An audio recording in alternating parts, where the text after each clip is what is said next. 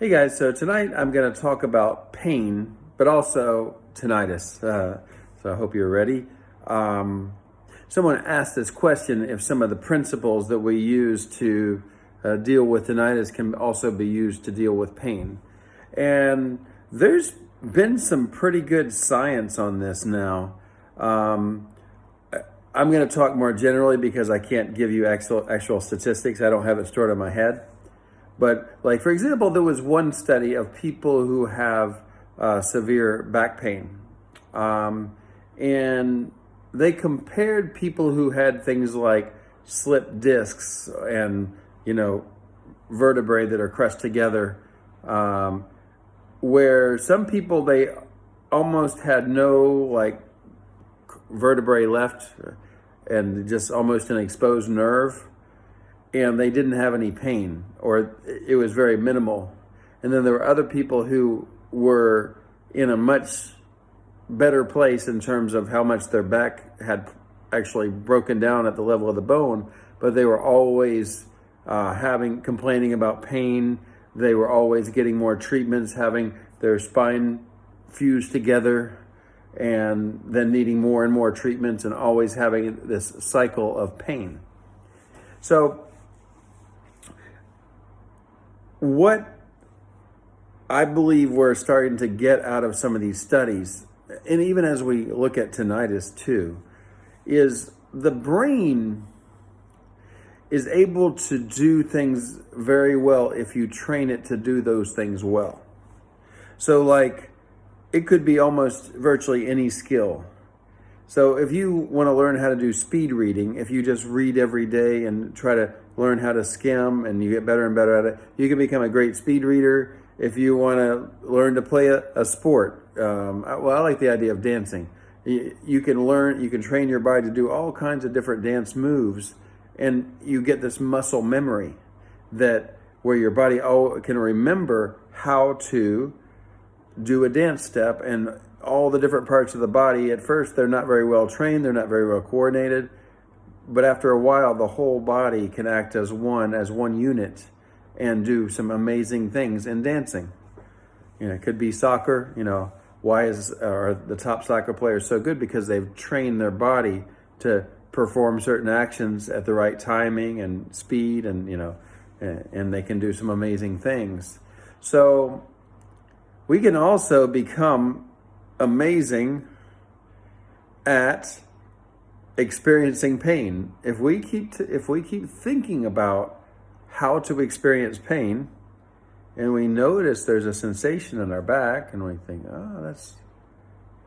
I kind of feel that. What can I do about it?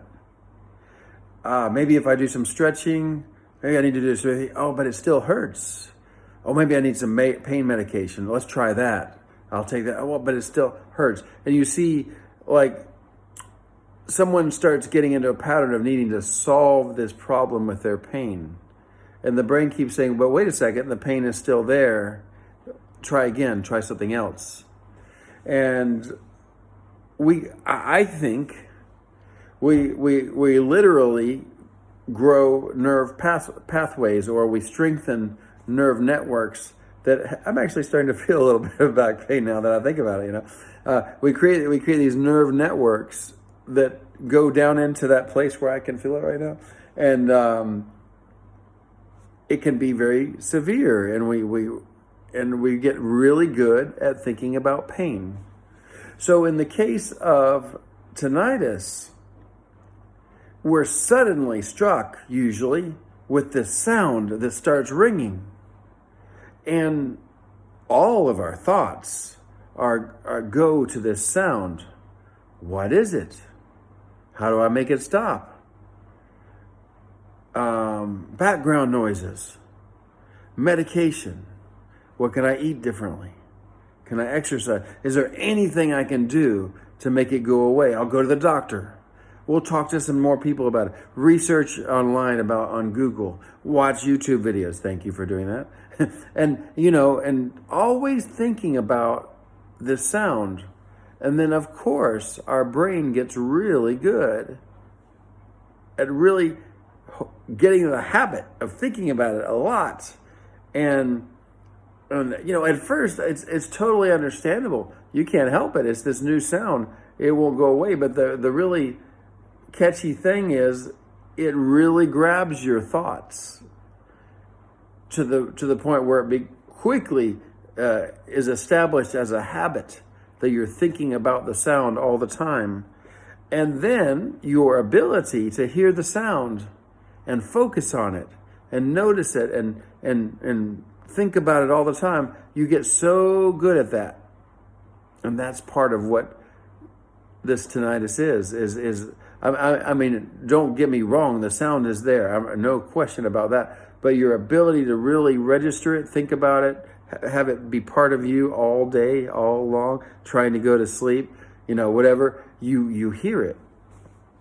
So this is a big piece of the puzzle in learning to get past tinnitus in the sense that it is a problem for you.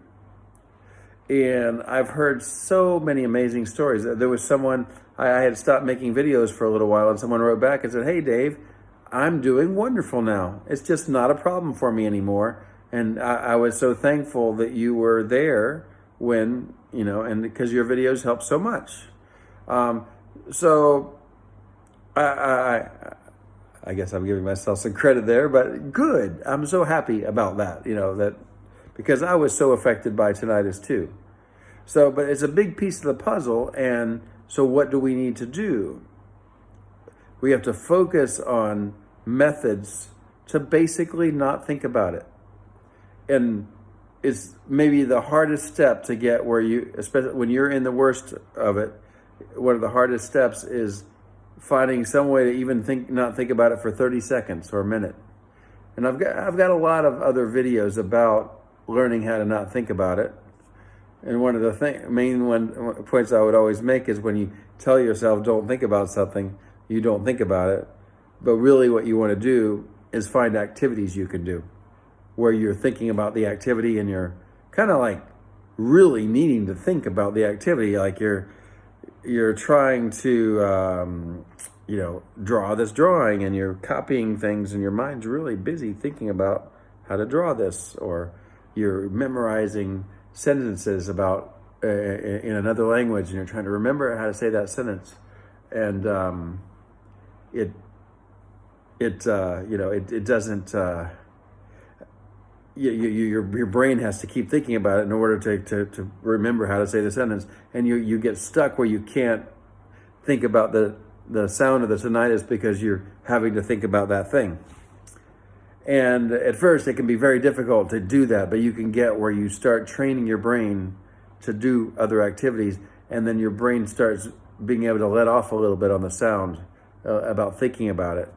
And the amazing thing for me and a lot of people is the sound it happened gradually. It was hard to notice it happening. It just started to not be important anymore. And then it got so unimportant that I barely even notice it anymore. And it seemed at the time that being able to get to the place that I'm at now would be just absolutely impossible. The sound is so loud. It's always there. It changes sometimes, goes from one side to the other. It would be impossible to not think about it. Yet here I am. And here a lot of other people got there. So I make these videos because I'm hoping, it'll help you too. I don't know if the solution that I offer is a 100% solution for everybody, but I'm pretty certain that what I share is enough to help almost everybody. Even if maybe your condition is worse than mine, your sound is louder, more variable, I think even in that case, a lot of the points I make should help more. Just like learning some ways to not think about it so much should help a lot, So, okay, well, that's my video for today, and I hope it's helpful to you, and I'll go ahead and start uploading. Okay, I'll see you.